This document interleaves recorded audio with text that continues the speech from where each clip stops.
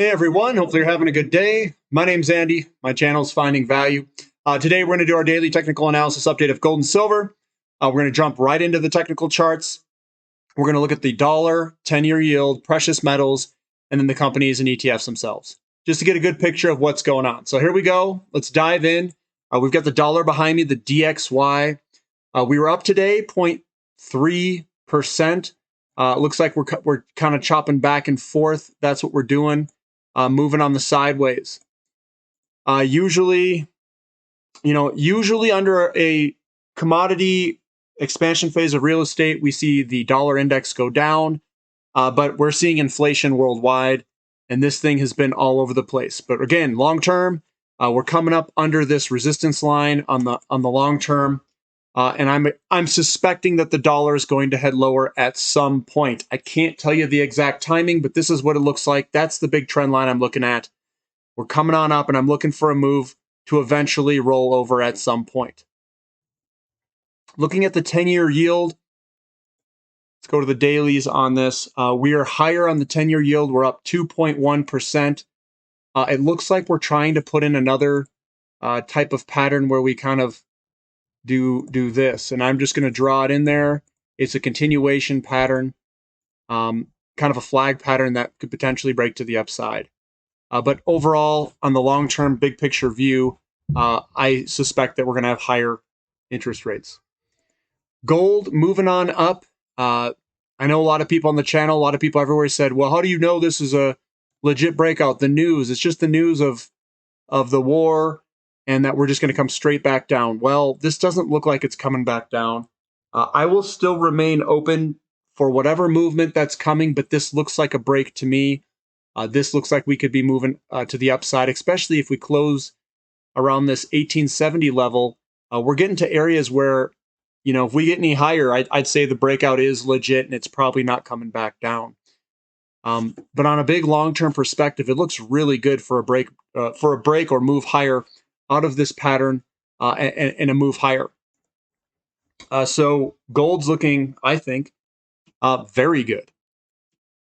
Most of you on the channel should be positioned in these things. We've been buying them on the bottoms around here, and gold is our leader, and it's moving higher. So it looks pretty rosy at the moment. Silver's following gold higher, up 1.33%. And I suspect that this goes higher as well with it. Platinum, it's still in the support resistance line that we've got. This resistance line, we just got to break through it. Once it breaks, it'll be run, Forest, run. That's what I think. The XEU to gold ratio is popping a little higher today, up 0.9%. This is good, which means that the gold and silver mining companies should outperform gold itself. So they're getting a bid, which is good, because that's where I'm positioned. Karora Resources, this is an individual company, gold producer. When I look at these, I mostly look at the long-term charts, guys. That's where I get the best data for me, and this thing looks fantastic for a move higher for Karora Resources. Big up months, small down months. This screams that on the big long-term picture that this is going to break and move higher. And we want to break these long-term resistance lines and get a very big move out of it, because you're breaking out of a long-term base. So that one looks really good. EXK is starting to firm up. I'm going to go to the all here, kind of back out even more here.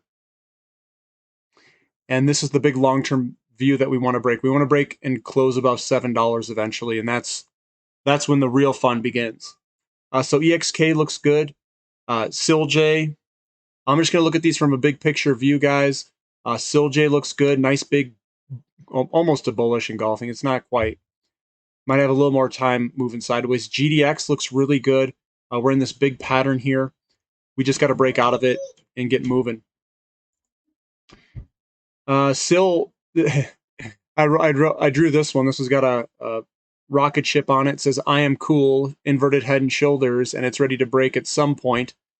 We're down here right now, but it'll break at some point. Just give it time. Precious metals usually break later in the cycle of a commodity bull cycle. and they'll break. It'll be massive. It'll be fun. Here's metallic minerals on the big long-term picture view.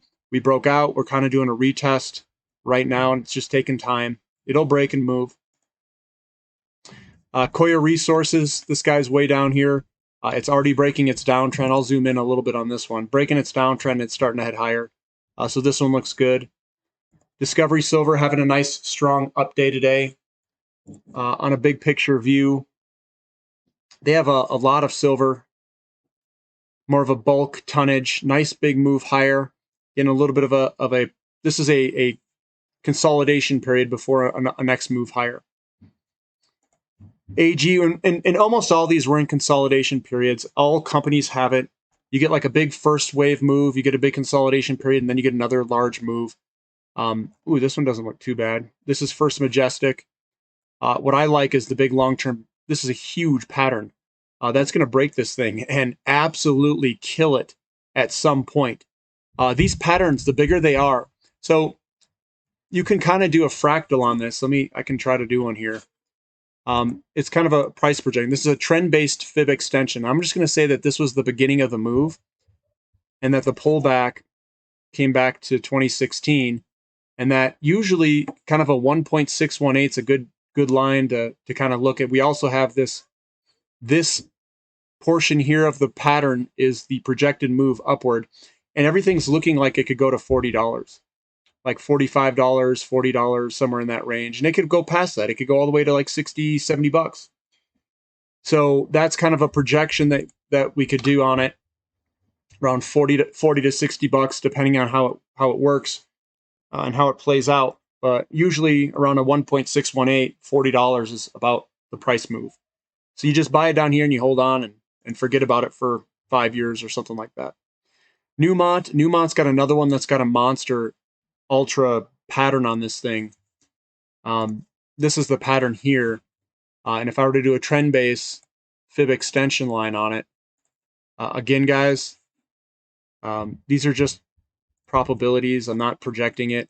But it also correlates with the size of this opening here. And I'm getting a $142 roughly move on that one.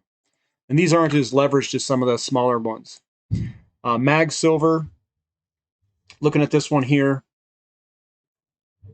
Let me resize it. This one also has that big pattern. It's broken to the upside, and then we'll probably see a launch at some point. This is not quite a bullish piercing, but close. Yamana Gold looks absolutely fantastic here, guys. This one looks really good. Wow. This one actually looks uber good. So we came in here, kind of came in this pattern here. I'm just looking at it from logarithmic to normal. But what looks really good here is we've got this nice big hammer pattern with a bullish engulfing, almost a bullish engulfing. It's close. Nice big hammer pattern there. If we go in the dailies, we're breaking to the upside of this falling wedge. So Yamana Gold looks ready to go. I think it looks absolutely excellent to be maybe doing a little bit of buying in here. We may have a retest or it may come back down here, but I like it here. It looks really good. Impact Silver is gaining a little bit of momentum to the upside. Hopefully we can break through this resistance area right where it's at and close above it. AAGFF just moving sideways here, getting a little bit of resistance. It's a small up day, but there's a little bit of resistance right where it's at. PLG, which is Platinum Group Metals. This guy is not bouncing and performing the way that I hoped it would perform when palladium and platinum go higher. So I'm a little, I'll say, frustrated with it a little bit that it has not moved with the price, because I like seeing the price moves and the leverage to the move at some point, but we haven't seen that point, and it just kind of continues to leak down. Let's monitor it. If this thing doesn't really take off at any time soon, I would say look at other opportunities, because this thing is not moving up.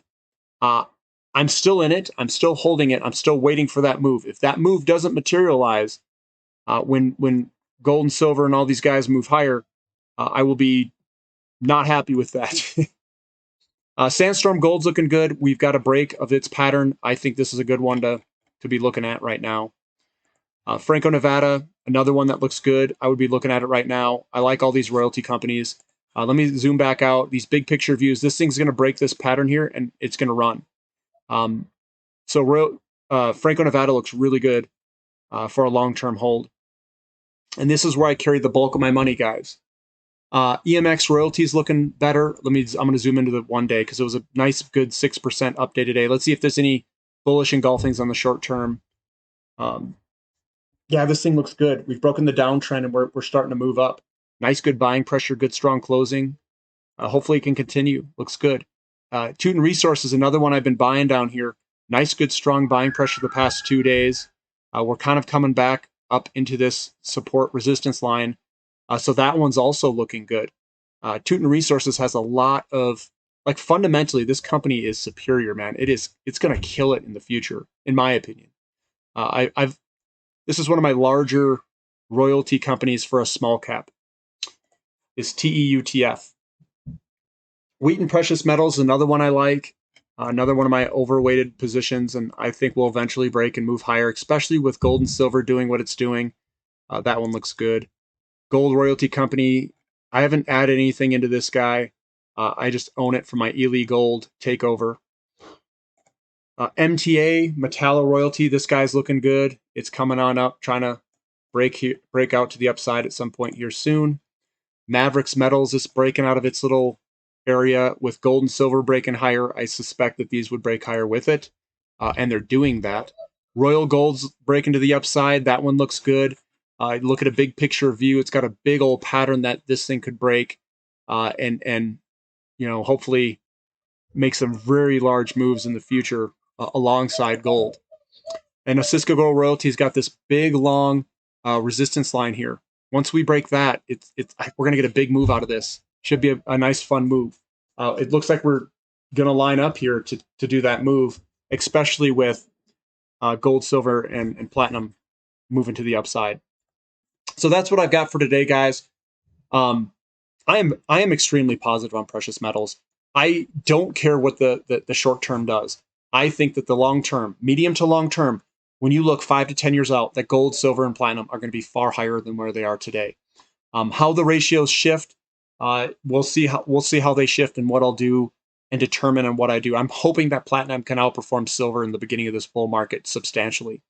Then I'll look at maybe swapping some platinum to silver when we get a couple years down the road, and if that ratio really starts to extend itself. It may not. I may have to ride both of them higher. I don't know the future. I'm just hoping that last bull market, that this bull market repeats what last bull market does, which means platinum's going to outperform silver in the beginning, fingers crossed. And if it does that, if we get to 140, 150 ounces, I can swap 1 ounce of my platinum for 140, 150 ounces of silver.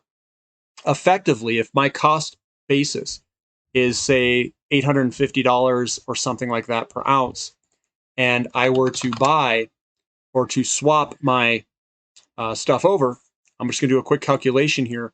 So if I got 140 ounces, so if I spend $850 and I'm getting 140 ounces in return, I'm spending and getting it my silver ounces at $6 an ounce. That's what the valuation, the ratio is when I do my swap over. Now, I'm going to have some frictional costs. Maybe it's $8 or something like that it cost me with a premium or whatever's in it. But that is why we do our ratio swaps, because ultimately what you're doing is you're bringing your cost basis lower and lower and lower as you swap your metals back and forth when the ratios are favorable. So hopefully you guys like the content. Give me a thumbs up, subscribe to the channel if you haven't, and thank you for listening. This is Finding Value.